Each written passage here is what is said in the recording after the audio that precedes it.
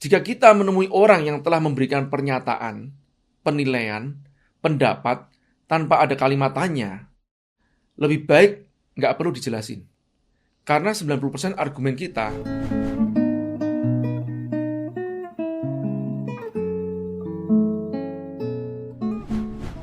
apa bedanya bertanya, mempertanyakan, dan membuat pernyataan? Inilah penjelasannya. Saya mulai dengan pernyataan. Aku nggak setuju dengan teorimu, karena anu. Atau menurut aku yang benar adalah seperti ini. Jika kita menemui orang yang telah memberikan pernyataan, penilaian, pendapat tanpa ada kalimat tanya, lebih baik nggak perlu dijelasin. Karena 90% argumen kita akan dipatahkan dengan alasan atau doktrin yang telah diyakininya. Termasuk saat orang menilai buruk tentang diri kita. Biarkan aja. Toh, penilaian hakiki itu ada di pandangan Allah. Janganlah memberi makan kepada orang yang kekenyangan. Dan janganlah memberi minum kepada orang yang perutnya sudah kembung. Yang kedua adalah mempertanyakan. Mana mungkin sih bisa seperti itu? Masa sih bisa bisnis tanpa modal? Peluang menjawab pertanyaan dengan keraguan seperti ini adalah 50-50. Mungkin mereka memerlukan bukti lebih lanjut. Mungkin mereka merasa too good to be true atau terlalu indah untuk dipercaya.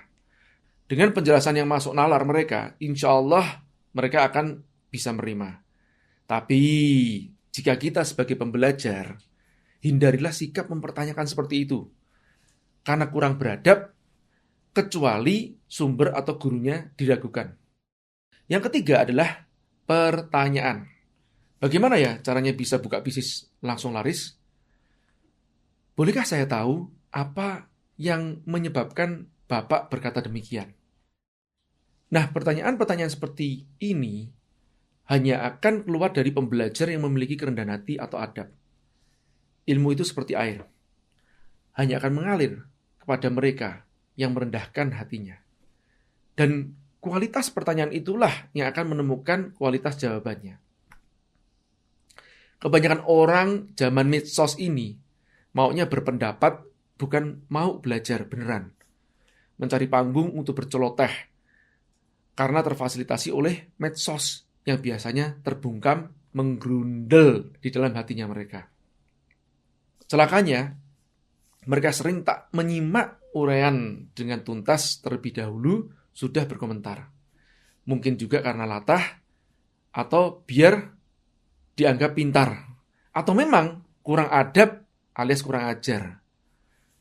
Maka dari itu, pembelajaran dengan tatap muka nggak akan tergantikan oleh YouTube. Saya pribadi membuka materi-materi saya di YouTube. Cukup komplit.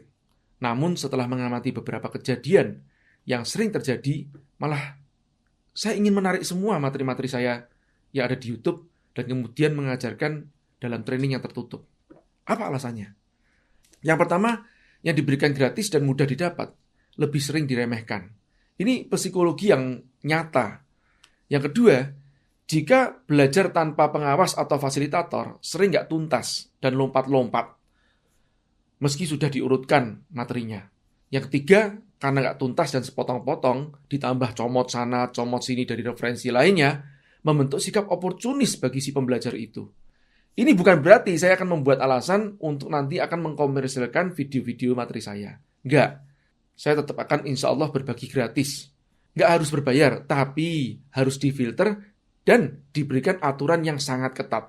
Malah kalau berbayar, nggak ada moral obligasi bagi dia untuk berbagi di kemudian hari. Wong dia sudah bayar kok.